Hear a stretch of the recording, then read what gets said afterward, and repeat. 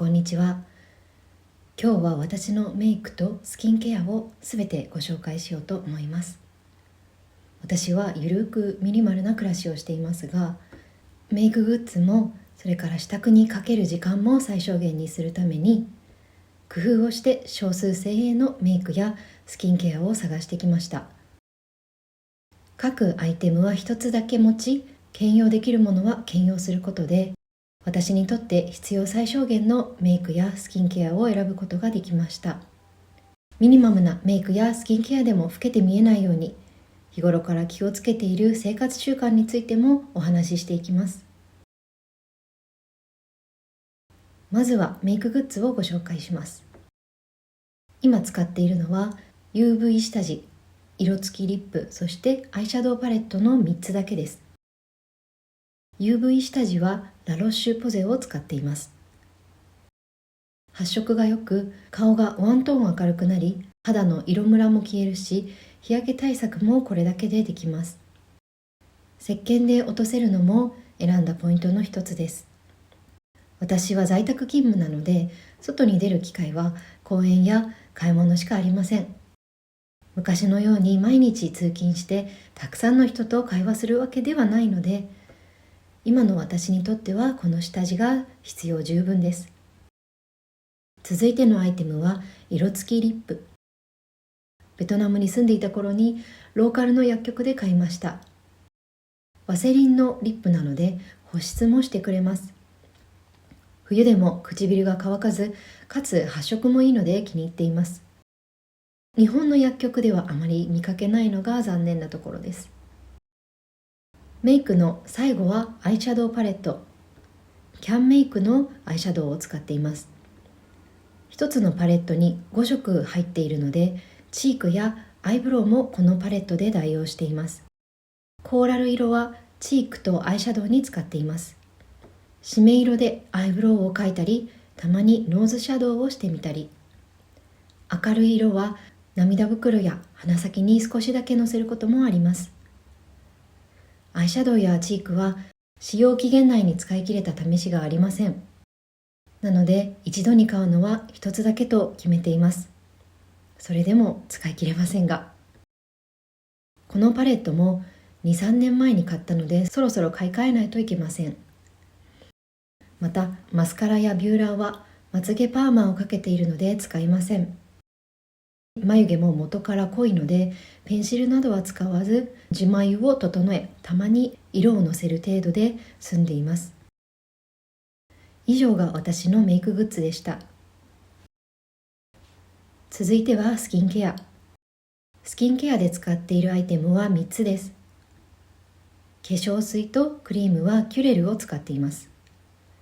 美容液は今は資生堂のアルティミューンを使っています。化粧水はもう5年以上キュレルを愛用していました。でもなぜ試供品サイズを使っているかというと、先月誕生日だったので欲を出して高い化粧水を買ってみたんです。30代半ばになったしとウキウキして奮発して買ったのですが、絶望的に肌に合いませんでした。その高い化粧水はヒリヒリしてちっちゃなプツプツがたくさんできてしまって、とても肌が敏感な状態になってしまいました。何を塗っていいかちょっとわからないくらい荒れていたので、一旦試供品サイズのいつものキュレルを使って治るか試してみようと思って買ったものです。で、化粧水をキュレルに戻してから1週間ほどで回復したので、この今使っている試供品サイズを使ったらまた大きいサイズに戻そうかなと思います。何事もそうかもしれませんが、高ければいいっていうものでもないんですね。高い勉強代でした。美容液は今は資生堂のアルティミューンを使っています。この一つ前はランコムを使っていました。どちらを使ってもお肌の調子はいいので、こだわりはありません。使い切ったら次の美容液を気分で買っています。フェイスクリームもキュレルを使っています。去年までベトナムに住んでいましたが、その時は湿度が年中高かったので使っていませんでした。化粧水と美容液だけで肌が潤っていました。でも日本に帰ってきて、特に乾燥する冬にはこのクリームが不可欠だと思います。以上が私のスキンケアでした。続いて保湿グッズをご紹介します。まずは無印のホホバオイルです。髪の毛を含めて全身に塗っています。匂いもないので、つわりがひどかった妊娠中にも重宝しました。子供にも塗っています。続いてハンドクリーム、こちらも無印です。以前まではずっとイソップを使っていたのですが、先日使い切ったので無印のを買ってみました。しっかり保湿されるのにベタベタせず、香りも好みで気に入りました。最後はリップクリームです。こちらは適当に買ったものですが、ちょっと私にはテクスチャーが緩いかなと感じています。次に買い替えるときはもう少し固めのリップに変えたいなと思います。はい、保湿グッズは以上です。最後は洗顔グッズへ。グッズといっても今はデュオのクレンジングバームだけ使っています。しっかりメイクしていた頃はクレンジングオイルや洗顔石鹸も使っていました。でも今は石鹸で落とせるメイクしか使っていないので、バームだけで事足りています。以上が私のメイクやスキンケアグッズのご紹介でした。最近はワンオペが続くことも多いので、なるべくスキンケアやメイクの工程を減らしています。また、スキンケアに関しては使うもの以上に日頃の生活習慣が大事だと感じています。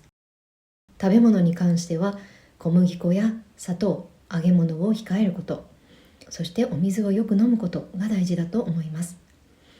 それ以外にも8時間以上睡眠をとること、そして毎日20分でもいいから軽く運動すること、これらを意識することで肌のコンディションを保つことができ、結果的にメイクやスキンケアも最小限にすることができていると思います。以上が私のメイクやスキンケア事情でした。どなたかの参考になりましたら幸いです。